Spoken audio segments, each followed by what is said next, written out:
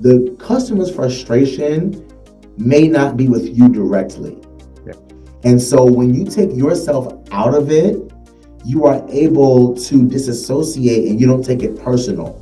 You know it. So that is a good way to exercise empathy. Welcome to another episode of the CX Files, the podcast where we talk to the top practitioners of CX and get them to talk about important concepts around CX, their experiences, tips that they can give us to improve our own customer experience. Today, we are going to talk about a very interesting topic. Interesting because it's probably one of the scariest topics when it comes to customer experience. It's called escalations. When things go bad, what do you do? To talk about escalations, we have Robert Jackson with us. Robert has been in CX for more than 10 years now, and currently works as CX manager at Melio. And when I was talking to him and I was asking him what are the things that he's passionate about in CX, amongst the other things, he said escalations. And I was intrigued, obviously. I mean, somebody likes escalation. So we had to talk to Robert about that. So let's get going. Welcome, Robert. Thank you for having me. I'm so glad to be here this morning. Yeah, great to have you here. I did a very surface level introduction of you. I think please do go ahead and introduce yourself, and then we'll dive straight into the subject of escalations. Very excited about it. Of course. Thank you so much. So like my colleague here said, Sumit, he said, I started off I have experience in customer experience, and growing up here in New York, a lot of us had our first jobs in retail shopping, so like retail stores and stuff like that. And so that was my introduction into customer experience.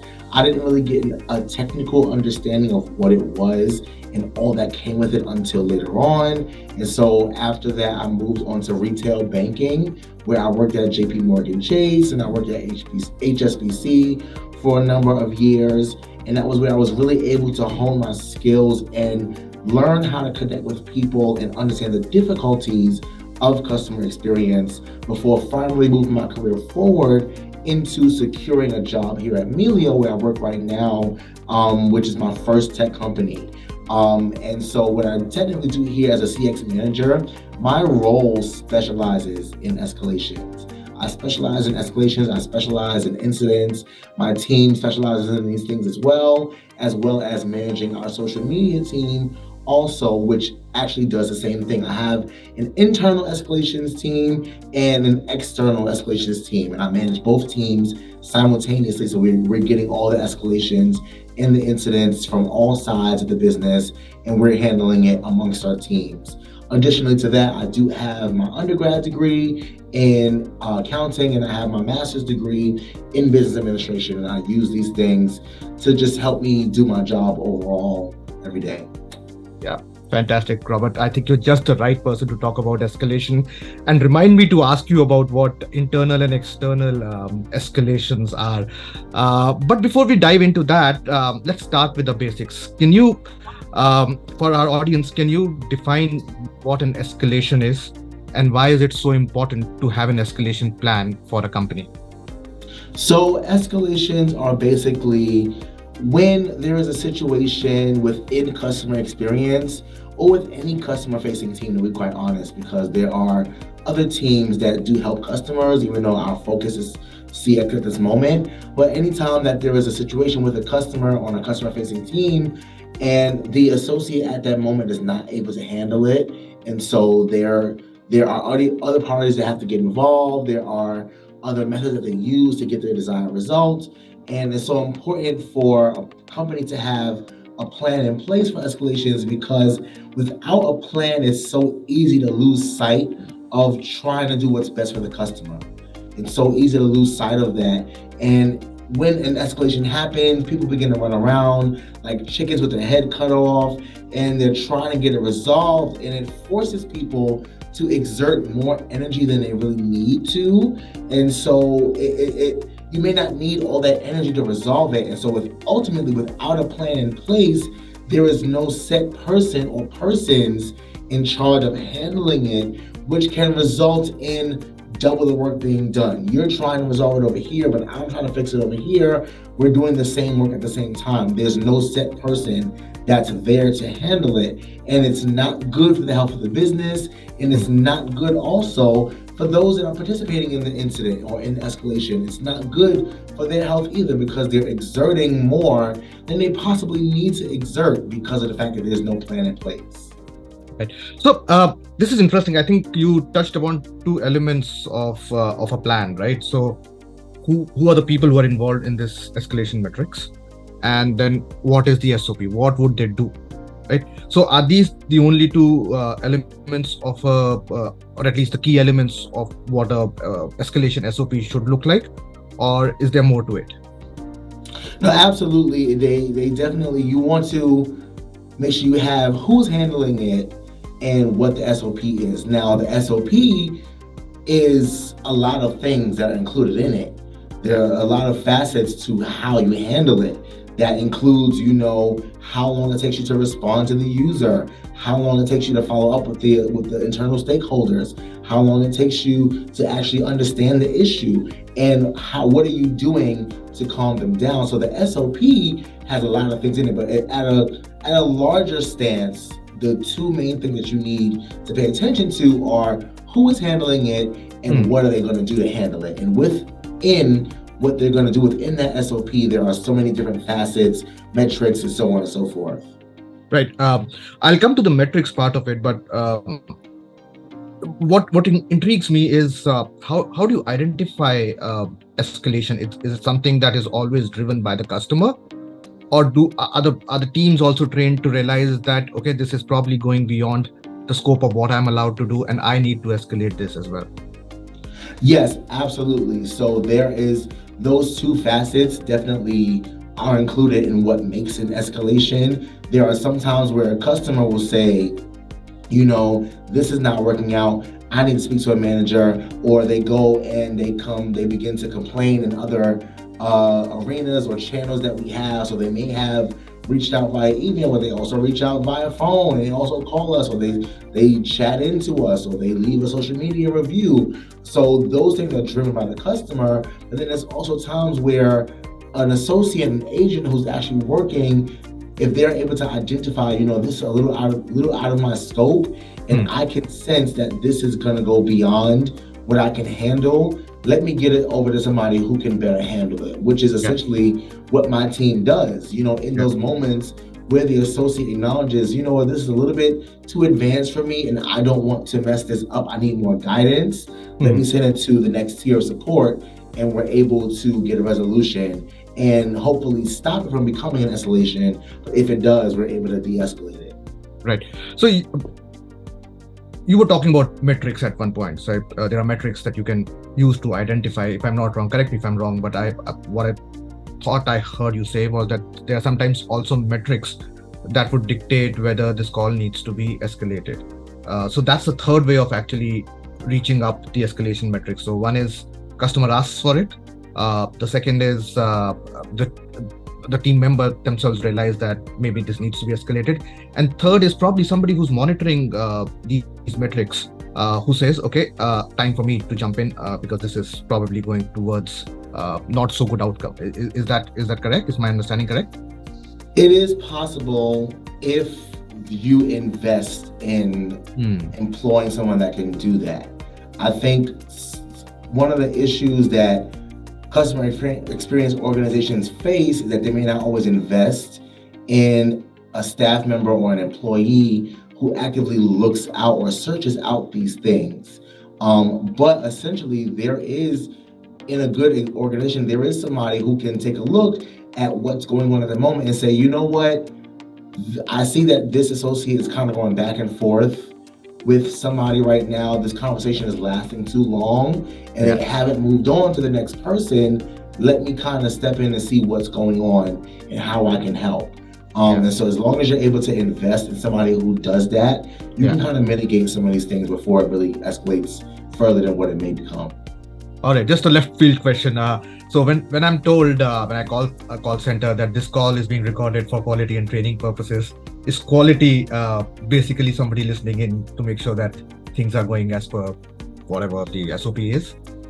Probably not in that moment. Okay. I think there's two ways. So they can do it in the moment if their person is in training, Yeah. but more than likely quality in training, they're going in after the call is done and they're going to listen to it and see, okay, what did the associate say? Did you take all the right cues? Did you investigate properly? Did you do everything that you possibly could for the customer? And if you did not, if there's a gap, which may result, because maybe it didn't happen today, but if the associate doesn't course correct how they handle the customer, somebody else may end up in an escalation. So they listen to the calls afterward and see that all of the metrics and all the conversation handling went well, so that they're able to coach them for the future to possibly avoid any escalations. So, Robert, one of the reasons why I thought you would be a great person to talk about escalations is because you have first-hand experience of taking customer calls, right? You've reached a place where you're now leading a team, but you've spent time actually identifying or facing these kind of issues.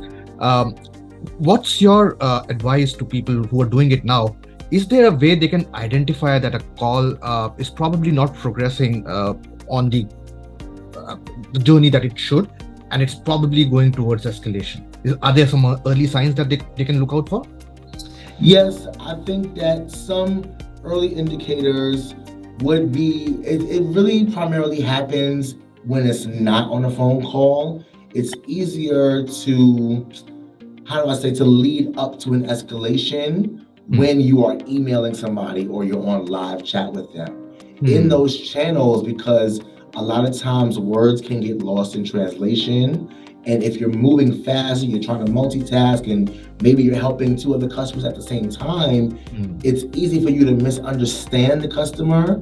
And so one of the things that I think like a red flag is too many touch points and too long of a conversation. If a conversation goes over 10 minutes in live chat, or if you've emailed the customer back and forth 5 or 6 times, I think those are early indicators that this may become something that's escalated and that you should seek further help before it gets to that place. Because if you're taking too long, maybe you're not understanding the customer, or the customer is not understanding you, and it's hard to get, a resolution because of that. Or if you're emailing back and forth, clearly there's a misunderstanding that's happening and you're not on the same playing field as the customer. And so if it takes too long for them, they start to get frustrated. So I would say if a live chat takes over 10 minutes, or if an email is over about 5 or 6 touch points, that's a good time to, I guess, call for help to avoid escalation and to have somebody step in and take a look at it with you. Yeah, that's very helpful actually. I mean, that actually puts down a number that people can start to track. Even if it's not 10 minutes for them, it might be 12 minutes for somebody else, but at least it's a metric that one can track.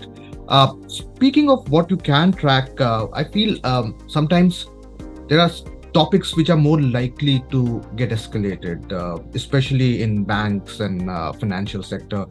Do companies also keep track of that? Is that an input into how escalation happens?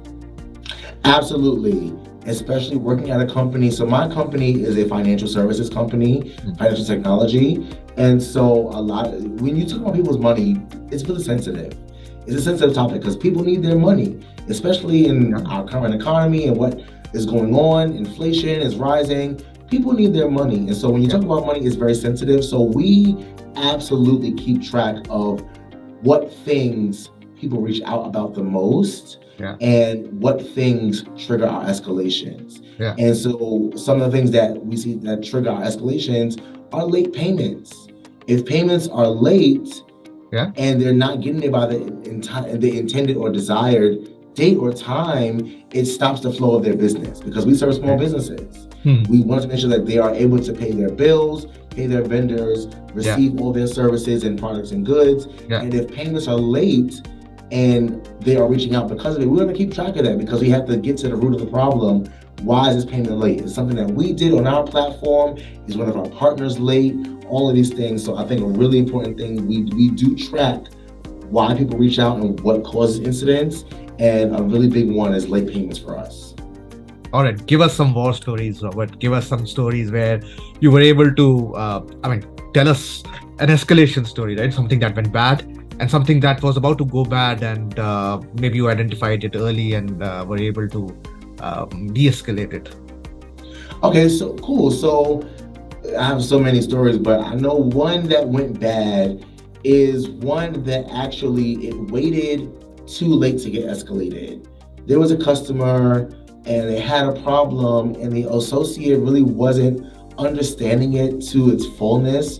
And rather than, escalating it after the first few touch points where they were confused or didn't understand, they just kept on going back and forth with the customer. They kept talking to them.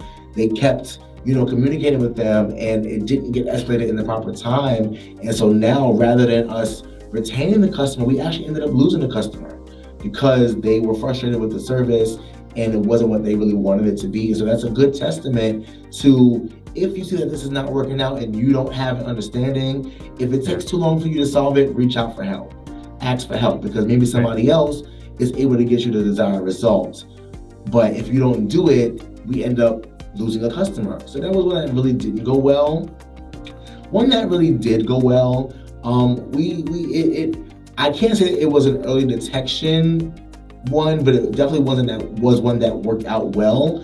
Whereas we had a customer who was upset actually about his late payments, and he had received some communication from other associates that, well, this is the reason why it didn't work and this is why it hasn't gone out yet, but that really wasn't the correct information.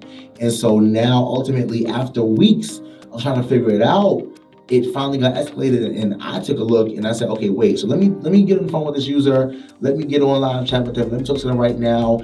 And I called everybody. I called payment operations, I called our risk team. I said, hey, I need you to help me resolve this for this customer today. I need a resolution today. We need to talk to everybody we can today. And ultimately, with the help of myself and one of my team members, we were able to get a resolution. After weeks of not getting an answer, we got a resolution in the same day.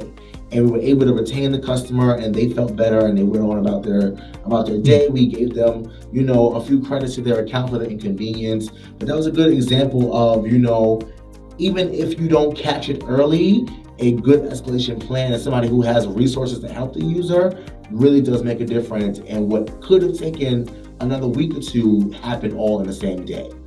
Yeah, I think this is amazing, because prevention is better than cure, right? So if it gets escalated, the things are already bad. The customer is already angry, and then it's a lot about managing that human being and just not handling the problem.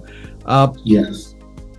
So a couple of things that I noticed. One was that in the case you were able to prevent it in, you were able to actually give a resolution, but also you were able to show the effort that you were putting. I think even for the customer to see that somebody is putting a lot of effort on their behalf itself is de-escalating in a sense.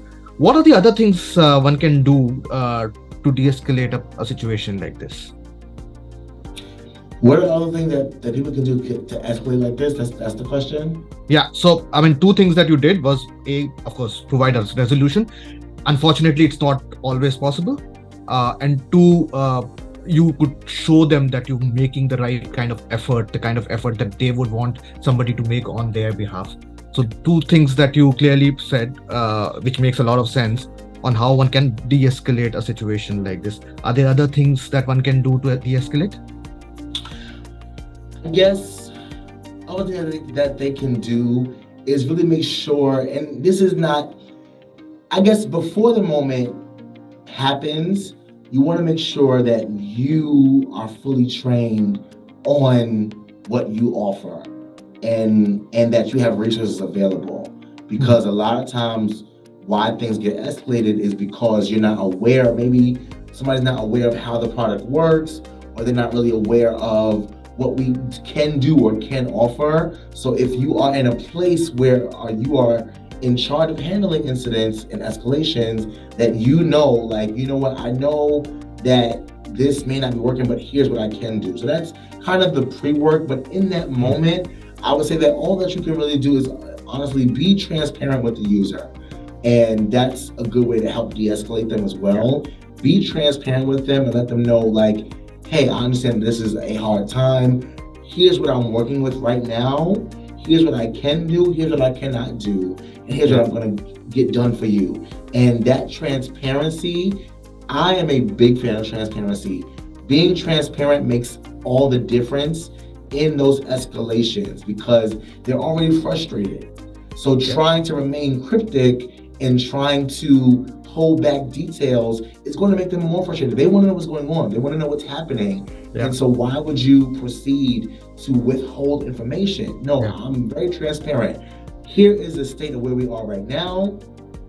Here's what I want to get to. Here's what I can do. Here's what I cannot do. And with those options, either I give them a choice as to what they would want to do, or I say, hey, I'm working on this. This is in progress. And so I think that being transparent with the user is one of the best things that you can do in de-escalations. Yeah, and I think this makes it such a difficult job, right? Not only do you have to be an expert in your own field, but you also need to be an expert in handling people, right? You have somebody who's angry, who's agitated, probably unable to get hold of their money in a difficult situation, and it's probably misplaced frustration, right? They're probably not frustrated with you as much as with the whole situation, and you just can't do it. So I can't believe how difficult this job is. So great. So now let's. Before I forget, you talked about internal escalations and external escalations. Yes. Intrigued. Tell me what it is. Yes. So basically, just to give you a background, so I manage two teams. One team is called Solutions Experts, and the other team is the social media. And the solutions experts, they handle the internal escalations. So these are the things that are escalated to us from within. They come from our associates. They come from our leadership team. They come from everybody within the company already who may be talking to our users and they're not really aware of what to do next. So those are our internal escalations.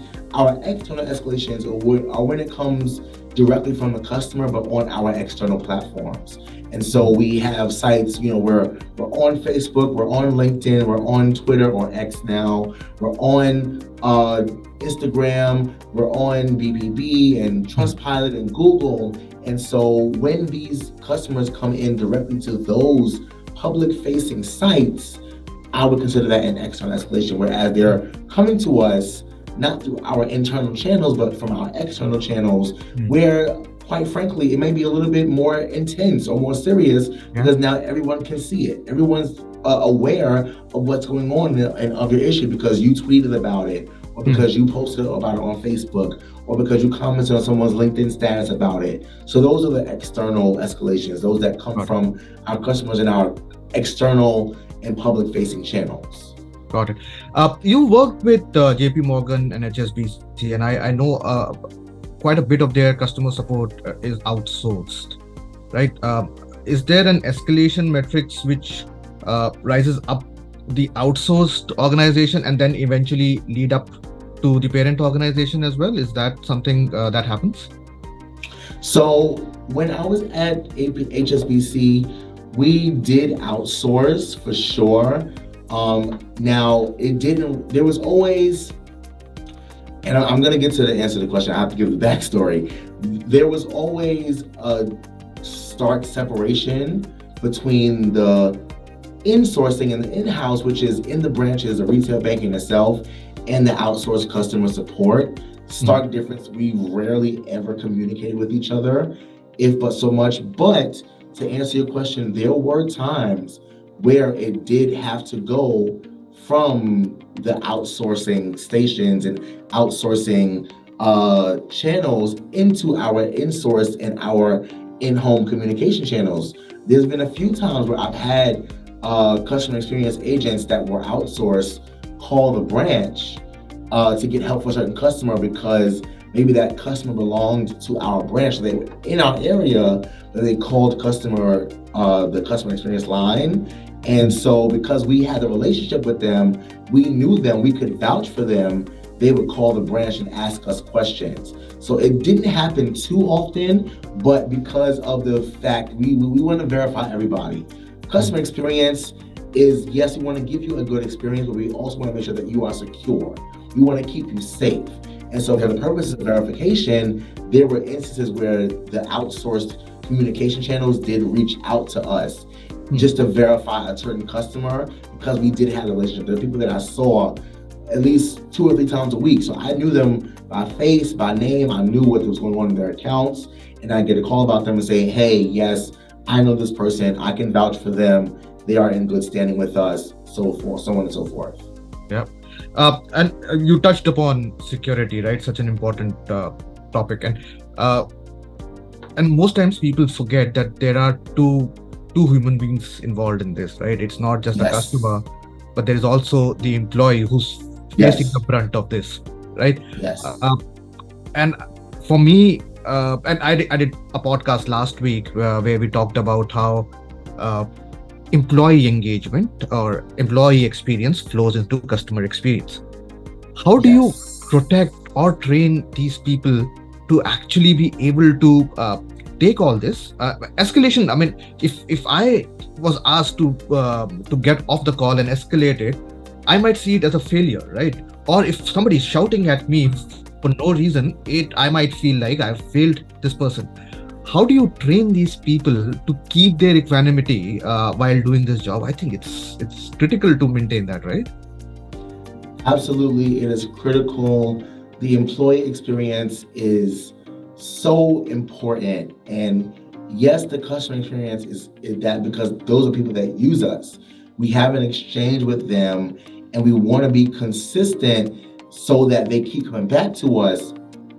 But we don't want to put that so far above the employee experience. And so a good way to make sure that you are maintaining your employee experience is to, one, make sure that you are able to divvy up the roles, to differentiate the roles and the assignments so that maybe you have different tiers of support. Maybe there is a first tier and a second tier and a third tier, which says, the first tier, they only are able to handle this much. And this is based on their experience with customer experience. This is based on their background. And the second tier is how long they've been here and what their capabilities prove. You have a third tier, which is probably, escalations and incidents of that sort. But a good way to train them, one would be empathy and emotional intelligence, to understand that, like you said earlier, the customer's frustration may not be with you directly. Yeah. And so when you take yourself out of it, you are able to disassociate and you don't take it personal. So that is a good way to exercise empathy and to say, I know that you're not mad at me, you're mad at what's going on. And so I empathize with you and I apologize for what you're experiencing at this moment. And I'm going to work to do it to help you through the situation. So training on like empathy and emotional intelligence and general soft skills is a good way to train everybody on how to handle these things. Also, like I said earlier, make sure that you are able to tier out your support, because there are some people who just are not able to handle it. When things get escalated, they're not able to handle what's going on. And so you have to be able to have another tier in place just so that, maybe this is too much for you to handle. Because at the end of the day, also, people have lives. People live lives outside of their work. And maybe they're having a situation going on at home, or, they had a conversation earlier that didn't turn out too well. So they're dealing with a lot. And so maybe in that moment, they can't handle it. So having that next tier of support and say, this is not working out. I understand that you're frustrated as the employee. Let me take over and handle it. Mm-hmm. And that's a good way to manage our expectations. And I think finally, a good thing that allows us to manage the employee experience is being able to manage how the customers treat us. And so, my team works on a policy, whereas, if the customer comes in and they're frustrated, that's one thing. But now if the customer becomes belligerent and they're cursing and they're saying things toward their associate and they're threatening them and threatening their lives and threatening our office, threatening our well-being, then we don't have to deal with that. We don't have to face that.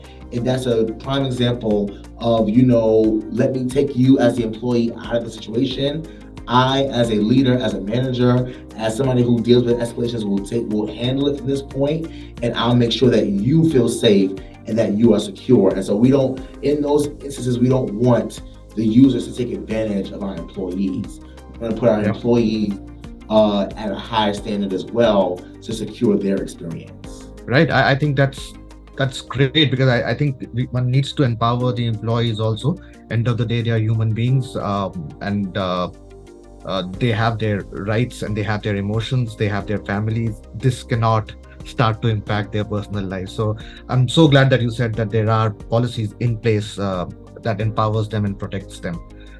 So changing gears a little bit, if somebody wants to now put in an SOP in place, so I come to you, Robert, I have a problem, I don't have an SOP for escalations. How do you get me started, right? What are some of the do's and don'ts that I should be doing when I'm thinking about setting up an SOP for escalations? Of course. So do's and don'ts. I think some of the do's of escalations is one of the things is how to handle it effectively. So like I said earlier, you want to be empathetic, you want to be transparent, and you want to be swift. And I think having those things, because that shapes what you say to the customer, that shapes how you communicate with them. You want to be empathetic. You're going through this with our platform. I don't want to just brush it off and say, oh, well, you'll be okay. No, I want to be empathetic. I want to be transparent. Here's what's actually happening. You may not understand it, but let me break it down for you so that you can understand our process and why you're experiencing this at the moment, and be swift. Again, they're already waiting long for resolution, which is why they're escalated in the first place.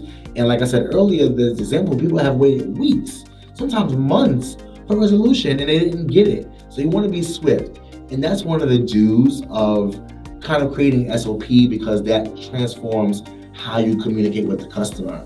I think another do of creating SOP for escalations is what do you offer to the customer, and what can we do within our platforms? If there is a certain process that we have, are we able to go around that process to get the customer a faster resolution in order to secure their escalation and de-escalate them?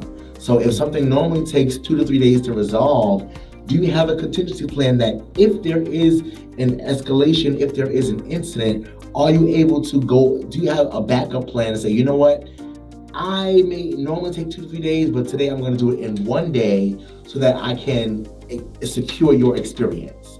So that's another thing, like you have to make sure you have a contingency plan so that in a time where there is an incident or an escalation, that you can kind of, go around the system to secure the experience, because you don't want them to blow up any further. Some of the don'ts of it, I would say there's a term, that we hear on social media is like gaslighting. You don't want to gaslight the user and make them think like, well, your situation is not that bad. Everybody faces it. You don't want to say that. That's horrible. You don't want to say anything that would make them think, oh, well, this happens all the time. You don't want to say that. You want to refrain from gaslighting them and making them feel as though what they are experiencing is supposed to be normal. And I think that's a big don't. And of course, waiting too long. There's no reason why something happens on Monday and we don't have a resolution until Friday or the next Monday. You don't want to take too long when this stuff happens, because that you never know how much further it can go. Depending on who it is, they get really upset and they will go to the CEO of the company. They will report you to all of the sites. They'll try to get your business taken down. They will send people to your office. It does get kind of crazy. So you don't want to take too long in these moments. You want to be very swift. And so those are some of the do's and don'ts of when you're trying to create an SOP when you're handling escalations. And finally, I think what I said earlier is make sure that you have a point person in place. You know who your stakeholders are, because not knowing who to go to is going to make the process longer. You need to know, okay, if this happens, I can go to this person. If this happens, I can go to this person. If this happens, I can go to this person. Knowing who your stakeholders are is very important in handling escalations, because those are your resources. and you want to be able to pull in resources at any given time to assist you with doing this. Yeah. No, Robert, I said this and I'll say this again. It's a hard job. And kudos for people who have survived doing this for 10 years like you have. So well done. I think your framework of empathy, transparency, and swiftness is a powerful one because it's a plan. It's something that one can work on. It's also a metric, right? Swiftness can be measured, transparency can be measured. I don't know if empathy can be, but it gives you a good framework of starting to think about how to put an escalation metrics in place. And you make a very good point about stakeholders, who should you be able to connect with when things go bad on a certain topic. You can't start opening your yellow pages at that point and figuring out who to call. You need to know that. You need to know where to look. This is powerful stuff. Thank you, Robert, for helping us with this. But before we leave you, there is also one segment of this podcast that we love doing. It's called the rapid fire. And it's called the rapid fire because you need to be rapid. Okay, so that's my only requirement. Of course, I'm expecting good answers, but that's a hygiene level expectation. But one needs to be fast. Okay, are you ready? Yes, I'm ready. All right, let's do this. Okay. Also, so before we start, this has nothing to do with escalations and escalations alone. It's broad CX, so think broad. Okay. One word that describes perfect customer experience. Knowledgeable. Oh, nice one. Okay. What's the most important CX metric? Quality assurance. Interesting. Okay. A brand that you admire for its customer experience. Actually, brand I admire, Amazon. Okay. Fantastic. I think we need to have a conversation about that. Not a lot of people would agree with you there.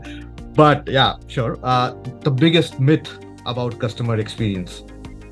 The customer is always right is a myth. Yeah, I was expecting that. The future of customer experience in one word or one phrase. Personalization. Being personal. Yeah.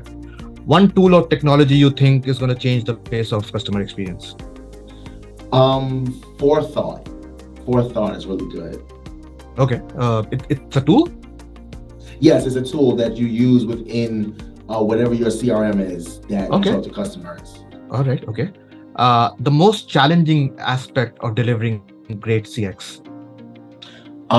Actually, with our last question, I think the challenging aspect is tooling. Tooling is very challenging. Okay. A book or resource that you would recommend to people who are entering this field? The Culture Code by Daniel Coyle. Yeah, good one. The best piece of CX advice that you have ever received? Everything is always on fire. Everything's always burning. Everything's always going wrong. All right. If there was one thing that you could change about the CX industry, what would that be? I would want it to actually nothing. There's nothing I would change. I love where it's at right now. I love it. Absolutely. Okay. Fantastic. Oh, this was great. Thank you, Robert, for doing this. I think this was a very important topic. It remains a very important topic. And not a lot of people, as I said, survive in this industry in escalations for as long as you have. Kudos to you. We touched upon some very important aspects of it, both planning wise and human experience wise. And when we speak about human experience, we're talking not just about the customers, but also the teams that are involved in delivering it. Thank you for being with us, and hopefully we'll get together for another podcast at another time. But great having you here.